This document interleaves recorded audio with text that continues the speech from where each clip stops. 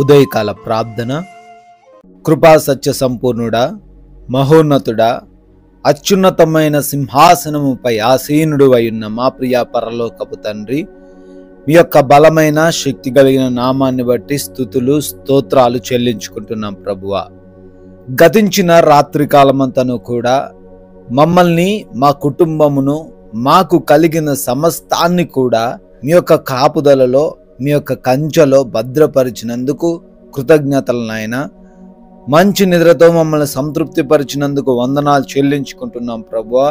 తండ్రి, ఈ ఉదయ కాల సమయంలో మరొక రోజును ఈ విధంగా చూడగలిగిన భాగ్యమును దయచేశారు. సజీవ సంఖ్యల్లో మమ్మల్ని అందరినీ కూడా నిలవబెట్టినారు తండ్రి. మీకే కోట్లాది కోట్ల స్తుతులు స్తోత్రాలు వందనాలు చెల్లించుకుంటున్నాము తండ్రి. కీర్తనల గ్రంథము 101వ కీర్తన 5వ చరణము.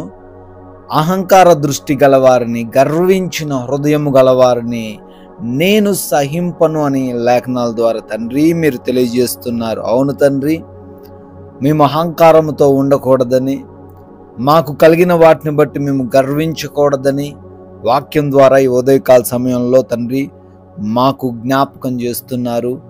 ఈ రోజున మీ బిడ్డలుగా ఉన్న మేము ఎవరము కూడా తండ్రి అహంకారముతో జీవించకుండా తండ్రి ప్రతి ఒక్కరిపైన తండ్రి జాలి కలిగిన హృదయం కలిగి ఉండటానికి సహాయము దయచేయండి. సాత్వికులు, దీన మనసు గలవారు భూలోకమును స్వతంత్రించుకొందురు అని వాక్యం ద్వారా సెలవిచ్చిన రీతిగా మేము కూడా తండ్రి భూలోకమును స్వతంత్రించుకునే గుణమును మాకు దయచేయండి.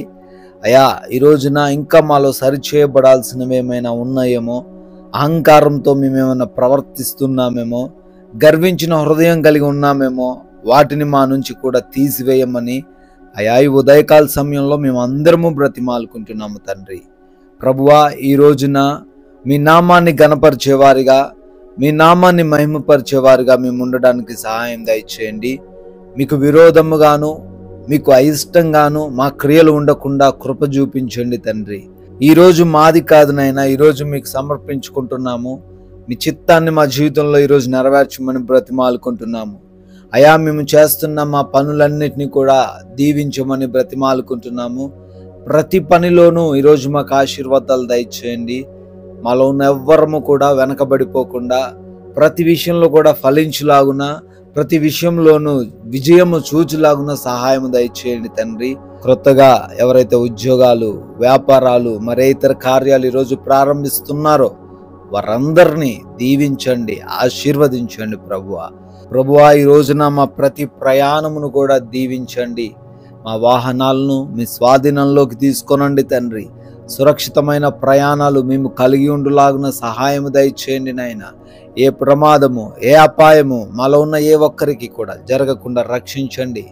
అయా, ఈ రోజున మాకు ఏ అనారోగ్యము రాకుండా, ఏ ఆర్థిక పరిస్థితులు, ఇబ్బందులు రాకుండా నాయన సహాయం దయచేయండి.